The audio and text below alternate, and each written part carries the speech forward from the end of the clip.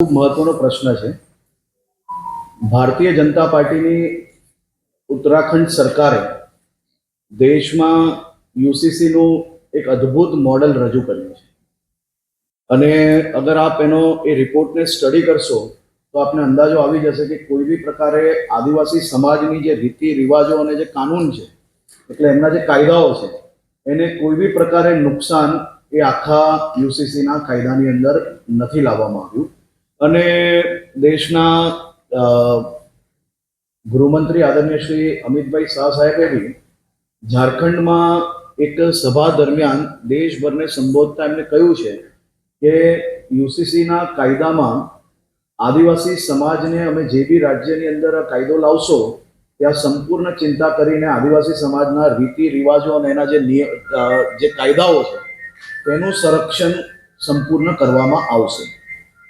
અને ખાસ કરીને તમે જે અશાંત ધારાની વાત કરી, અશાંત ધારા અને યુસીસીને કોઈ બી પ્રકારનું કોન્ફ્લિક્ટ એમાં થતું નથી.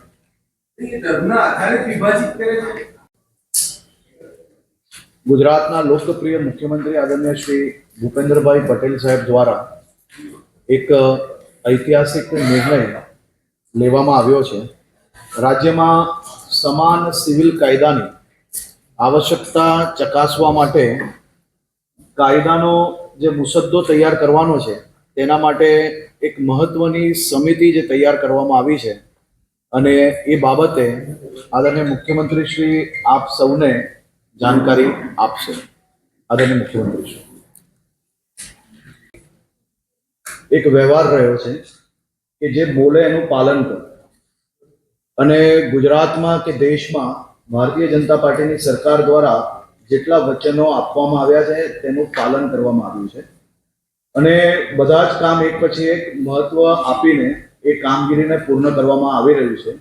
અને આમાં બી મુખ્યમંત્રીશ્રીએ ખાસ નિર્ણય લીધો છે કે માત્ર 45 દિવસની અંદર રાત દિવસ એક કરીને આ રિપોર્ટ તૈયાર કરીને રાજ્ય સરકારને રજૂ કરવામાં આવે અને સમયસર એ કામગીરી પૂર્ણ કરવામાં આવશે. गुजरात के लोकप्रिय मुख्यमंत्री आदरणीय श्री भूपेंद्र भाई पटेल जी ने यूसीसी कमेटी की एक रचना की है. हम सभी ऐसे महान राष्ट्र के नागरिक हैं जिसका धर्म है भारतीयता और धर्म ग्रंथ है संविधान.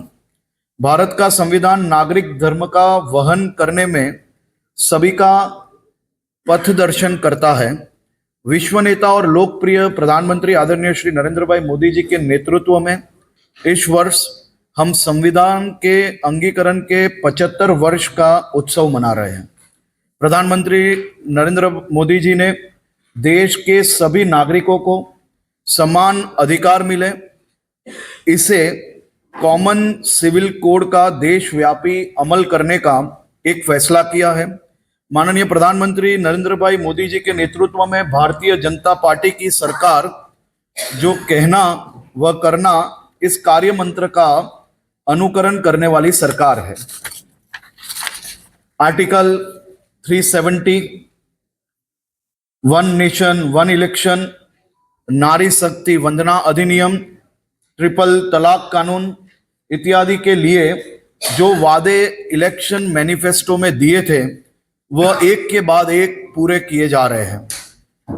इसी दिशा में आगे बढ़ते हुए प्रधानमंत्री श्री ने कॉमन सिविल कोड का अमल करने के लिए संकल्पबद्ध है. गुजरात प्रधानमंत्री श्री के संकल्पों को साकार करने के लिए हमेशा प्रतिबद्ध है. आज गुजरात सरकार द्वारा यूसीसी कानून के लिए एक कमेटी की रचना की है जिसकी अध्यक्षता सुप्रीम कोर्ट के एक्स जस्टिस श्रीमती रंजनाबेन देसाई की ओर से की जाएगी. निवृत्त senior IAS Shri CL Meena ji उसके सभ्य होंगे. एडवोकेट श्री RC कोडेकर जी, पूर्व वाइस चांसलर श्री दक्षेश ठाकर जी और सामाजिक कार्यकर्ता सुश्री गीताबेन श्रॉफ भी ये कमेटी में शामिल होगी. ये कमेटी को मुख्यमंत्री जी ने निर्देश किया है कि आने वाले 45 दिन में इसकी डिटेल्ड रिसर्च करके सरकार को रिपोर्ट पेश किया जाए। હર્ષભાઈ, ये બેવની જે તફાવત છે એ તફાવતને સમજવા અને લોકોના વ્યૂ લેવા માટે આ રિપોર્ટ રજૂ કરવા માટેની કમિટી બનાવવામાં આવેલી છે અને એમના જ માધ્યમથી આ આખો રિપોર્ટ તૈયાર થશે અને સરકારને રજૂ થશે। પછી મુખ્યમંત્રી શ્રી એનું આખું નિરીક્ષણ કર્યા પછી રાજ્યના એસેમ્બલીની અંદર એને રજૂ કરવામાં આવશે। એટલે એ વિષયની બી સંપૂર્ણ માહિતી એની અંદર આપવામાં આવશે।